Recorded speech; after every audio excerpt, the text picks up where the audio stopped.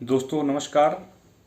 आज मैं आपके साथ चर्चा करने जा रहा हूं जो कि गुजरात और हिमाचल प्रदेश के इलेक्शंस के रिजल्ट आए हैं, विधानसभाओं के इलेक्शन के रिजल्ट आए हैं और रामपुर और मैनपुरी के इलेक्शंस के रिजल्ट आए हैं।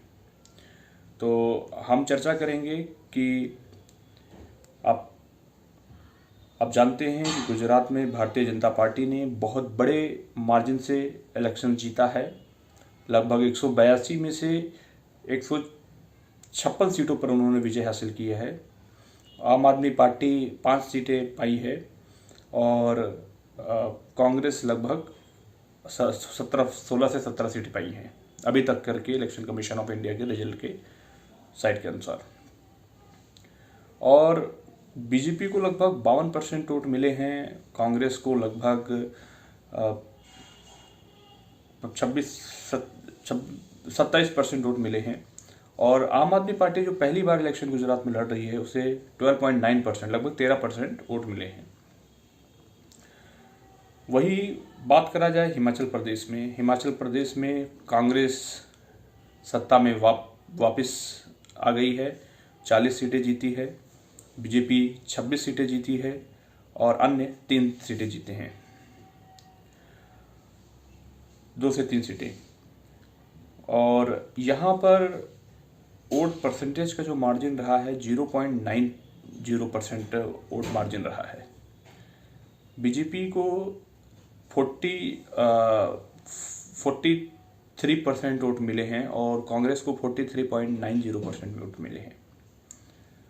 और अन्य बाई इलेक्शंस जो हुए हैं, उड़ीसा में बीजू जनता दल ने जीता है, बिहार में भारतीय जनता पार्टी फिर से वो बाई इलेक्शन में जीत हासिल की है, सिंगल सीट थी। और उत्तर प्रदेश में मैनपुरी की जो लोकसभा सीट है, डिम्पल यादव ने ह्यूज मार्जिन से इलेक्शन जीता है। और आजम खां की जो बहुत मोस्ट फेवरेबल सीट जो 30 सालों से सत्ता में बरकरार रहे हैं, रामपुर की सीट, वो इलेक्शंस में उसमें उन्होंने भारतीय जनता पार्टी अशोक सक्सेना जो कि 62% से वोटों के साथ ह्यूज मार्जिन से इलेक्शन उन्होंने जीता है। अब हम चर्चा करते हैं कि गुजरात के इलेक्शंस में क्या चुनौती थी। देखिए, इस पूरे विधानसभा इलेक्शन के 3 से 4 मुद्दों पर इलेक्शन लड़ा गया। Old pension scheme, Agnipath scheme और तीसरी बेरोजगारी और चौथी जो थी महंगाई पेट्रोल और डीजल के दाम। इन 4 मुद्दों पर इलेक्शन लड़े गए। जाहिर सी बात है, गुजरात का इलेक्शन जो भारतीय जनता पार्टी जीती है, ओल्ड पेंशन स्कीम और अग्निपथ स्कीम, इसका प्रभाव गुजरात के इलेक्शन में नहीं पड़ा है। इसका कारण है कि गुजरात, आप जानते हैं, जीडीपी के लिहाज से भारत का 4th स्टेट है। पॉपुलेशन के हिसाब से देखा जाए तो सबसे रिचेस्ट स्टेट में आता है जीडीपी वाइज। लगभग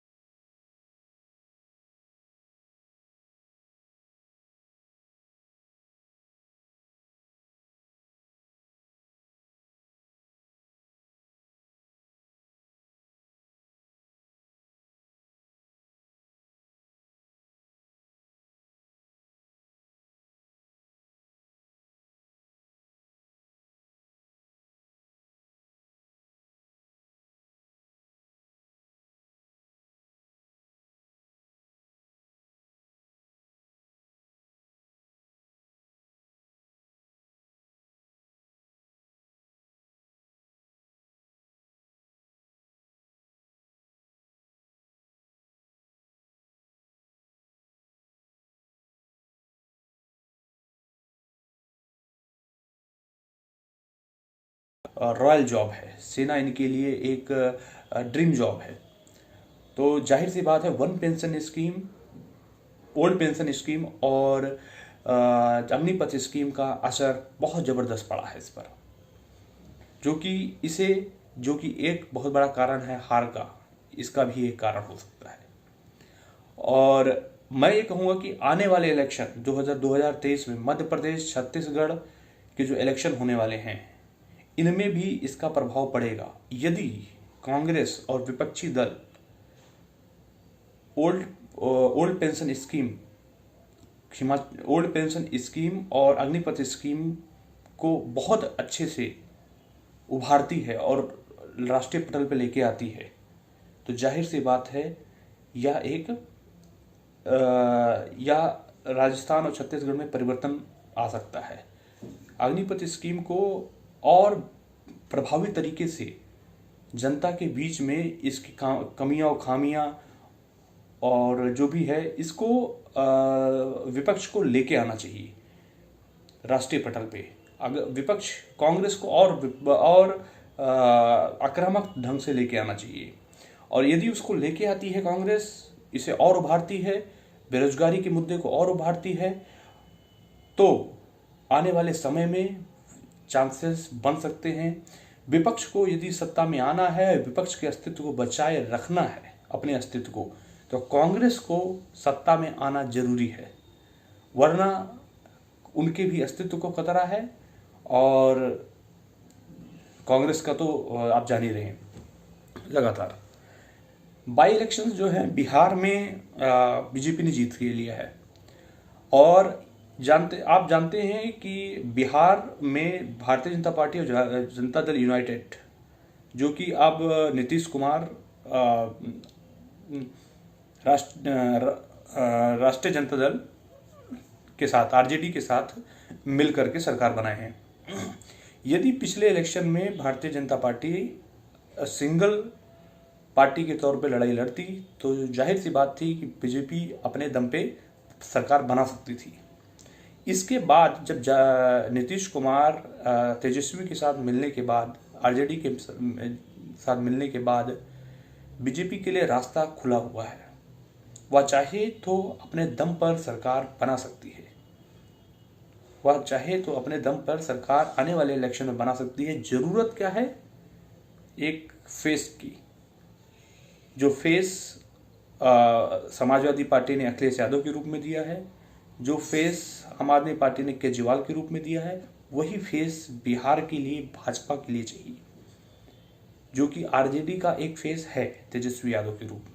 उसको काउंटर करने के लिए बीजेपी को अभी से एक फेस बिल्डिंग करना पड़ेगा और किसी उनके बड़े नेता को चर्चा में लाना पड़ेगा, तभी जाकर के बिहार को जीता जा सकता है। और बिहार जीत सकती है भाजपा, भारतीय जनता पार्टी। लेकिन यहाँ पर ये मान के रखना, ओल्ड पेंशन स्कीम और अग्निपथ स्कीम और अग्निवीर स्कीम, बिहार के लोगों के उसमें असर पड़ेगा। इसे काउंटर करना बहुत बड़ी चुनौती होगी भारतीय जनता पार्टी के लिए। अब आते हैं उत्तर प्रदेश। उत्तर प्रदेश में मैनपुरी में डिम्पल यादव ने लगभग 62% वोट बटोरा है, ह्यूज मार्जिन से जीता है। यह विपक्ष के लिए बहुत राहत की बात है और समाजवादी पार्टी का जलवा कायम है। हमें इस बात का थोड़ा सा लग रहा था कि कहीं मुलायम सिंह के बाद स्थिति कहीं डाउन ना हो, लेकिन ये एक बहुत अच्छी बात है कि विपक्ष शक्ति के रूप में भर रहा है और इसे कायम रखना चाहिए। इस जीत का सबसे बड़ा कारण रहा है कि उनके चाचा शिवपाल यादव साथ में खड़े हो गए और सपोर्ट किया उन्होंने। यह एक बहुत बड़ा कारण रहा है। और अभी खबर मिली है कि प्रसपा और सपा दोनों मर्ज हो गए हैं। यह एक अच्छी बात है कि आने वाले समय में दोनों मिल करके इलेक्शन लड़ेंगे, तो जाहिर सी बात है एक बड़ा इम्पैक्ट उत्तर प्रदेश के राजनीति में पड़ेगा। और भाजपा को, भारतीय जनता पार्टी को यदि कोई टक्कर दे सकता है तो यह साबित है कि पिछले इलेक्शन में 111 सीटें समाजवादी पार्टी ने जीता था और पहले दूसरे के बीच में मानता हूं कि अंतर है, लेकिन दूसरे तीसरे में बहुत बड़ा अंतर है। तो समाजवादी पार्टी ही लगता है कि भारतीय जनता पार्टी को टक्कर दे सकती है। और अखिलेश यादव ने अपने टर्नओवर में काफ़ी अच्छे काम किए हैं, बहुत क्वालिटी वाले काम किए हैं, जैसे कि आगरा एक्सप्रेस वे हो गया, डायल 100 इन्हीं की खोज है, इन्हीं की देन है। और 108 जो 108 एम्बुलेंस, 108 एम्बुलेंस इन्होंने ही दिया है। आगरा एक्सप्रेस वे जो बने हुए उसकी क्वालिटी बहुत ही अच्छी क्वालिटी है उनकी। और जो स्टेडियम जो है, इकाना स्टेडियम था पहले नाम, अटल बिहारी वाजपेयी स्टेडियम हो चुका है लखनऊ में, ये भी अखिलेश यादव ने बनाया। और कई सारे इन्होंने काम जो किए थे, वृद्धा पेंशन स्कीम एक ग्राउंड पे इनके पहुंचती थी ये स्कीम। तो कई अच्छे काम इन्होंने किया है जो कि जनता के बीच में इसकी छवि बरकरार है। इसका प्रचार समाजवादी पार्टी व्यापक तरीके से करे, कांग्रेस अपनी उपस्थिति दर्ज करे, कांग्रेस उत्तर प्रदेश में पूरे फाइट के साथ लड़े। इलेक्शन का रिजल्ट क्या आता है क्या नहीं आता है या एक अलग बात है, विपक्ष को कांग्रेस को सपोर्ट करना चाहिए, क्योंकि जानते हैं कि विपक्ष में ऐसी कोई पार्टी नहीं है जिसका संगठन मिजोरम से लेकर के गुजरात तक और जम्मू कश्मीर से लेकर तमिलनाडु और अंडमान निकोबार तक किसी पार्टी का संगठन हो सिवाय कांग्रेस का संगठन पूरे देश भर में है। तो कांग्रेस को अगर सपोर्ट करेगी विपक्ष, तो जाहिर सी बात है कि विपक्ष का भी अस्तित्व बरकरार रहेगा। नहीं तो वही हाल होगा विपक्ष का जो महाराष्ट्र में शिवसेना का हुआ और बीजेपी जेडीयू के को साथ में लेकर रखी, तो जेडीयू का क्या हाल हुआ 40 सीटों के साथ। और आप जान ही रहे हैं जो पंजाब में अकाली दल की सत्ता चली गई पूरी साथ। तो विपक्ष को अपने अस्तित्व को बनाए रखना है तो कांग्रेस ही एक सहारा है। और कांग्रेस एक ग्रैंड ओल्ड पार्टी है।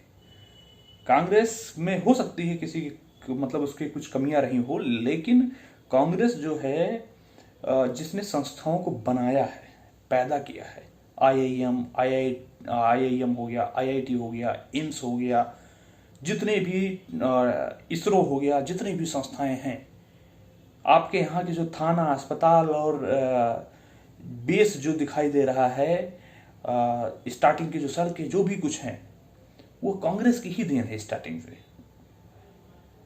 हरित क्रांति से लेकर के कांग्रेस ने उन सभी चुनौतियों का मुकाबला करते हुए देश को निकाला है।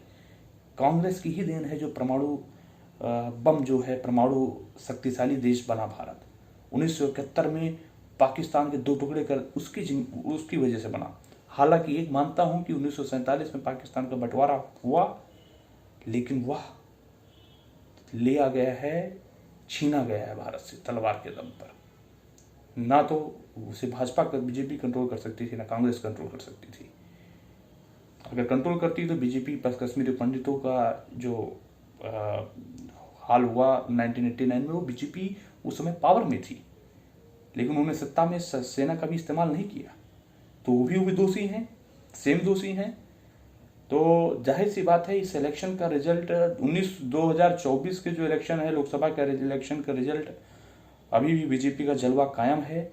लेकिन अब विपक्ष को 2029 के इलेक्शन की मुझे लगता है 2029 मतलब गुजरात इलेक्शन, अगर आम आदमी पार्टी को पावर में आना है तो 2024 न सोच करके 2029 के लोकसभा इलेक्शन को ध्यान में रखते हुए अपनी तैयारी करना चाहिए। क्योंकि मेरा मानना है कि गुजरात में इलेक्शन जो है, गुजरात इस बार का इलेक्शन मान लीजिए मोदी जी जीतते हैं लोकसभा इलेक्शन, तो वक्त के साथ साथ सबकी इमेज फीकी होती है, सभी पुराने होते हैं, जनता का स्वभाव बदलेगा बदलाव की तरफ। उस समय यदि आज 2022 है, 2027 में जो इलेक्शन गुजरात में होंगे उसकी तैयारी आम आदमी पार्टी अभी से करना शुरू करे और 2027 में अगर मोदी जी को हरा देती है आम आदमी पार्टी या कांग्रेस भी हरा देती है, तो एक अच्छा इम्पैक्ट आएगा कि विपक्ष ने कांग्रेस को हरा दिया।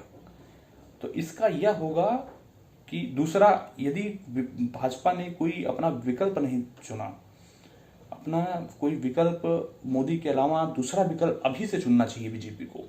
और यदि उसने विकल्प अपना नहीं चुना, अभी से कोई इमेज तैयार करनी चाहिए दूसरे लीडर की मोदी के बाद में, तो उस समय के चुनौतियों का मुकाबला कर पाएगी। अन्यथा सिर्फ मोदी के भरोसे गाड़ी अब आगे नहीं बढ़ने वाली है, यह बात मान लीजिएगा। तो आम आदमी पार्टी को 2027 के इलेक्शन, गुजरात इलेक्शन की तैयारी करना चाहिए। गुजरात इलेक्शन ही क्यों? क्योंकि गुजरात से नरेंद्र मोदी आते हैं, और गुजरात अगर जीतती है आम आदमी पार्टी या कांग्रेस जीतती है, तो लोग ये समझेंगे कि नरेंद्र मोदी को हरा दिया। इसका इफेक्ट 2029 के लोकसभा इलेक्शन में पड़ेगा, और सत्ता में पुनः वापसी विपक्ष करेगा, चाहे कांग्रेस करे, चाहे कोई अन्य पार्टी करे, कोई भी करे। दूसरा, उत्तर प्रदेश जो है एक मिनी इलेक्शन कहा जाता है। उत्तर प्रदेश में जो है प्रधानमंत्री की कुर्सी उत्तर प्रदेश से होकर जाती है। समाजवादी पार्टी को मेरा सजेशन यही होगा कि वो अपनी राष्ट्रीय छवि बनाने की कोशिश करें, सिवाय उत्तर प्रदेश तक सीमित न रहें, सिवाय एक जाति विशेष को ही फोकस वोट ना बनाएं, वो अपने दायरे को राष्ट्रीय दायरे में बनाएं, जो कि मुलायम सिंह यादव जिन्हें कोशिश नहीं किया, उस तरीके से करने की कोशिश नहीं किया। हालांकि उनकी राष्ट्रीय छवि थी, लेकिन उन्होंने चाहत नहीं रखी। गुजरात, उत्तर प्रदेश का जो मुख्यमंत्री बनता है, उसके अंदर प्रधानमंत्री बनने की क्षमता होती है, यदि उसकी राष्ट्रीय पहचान है, राष्ट्रीय छवि है।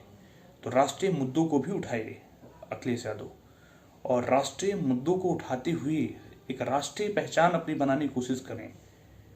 आप मोदी के बाद में सेकंड जो आप व्यक्ति आएगा, उसको आप रिप्लेस कर देंगे। मोदी को तो रिप्लेस करना, लेकिन लाइट फाइट करते रहिए।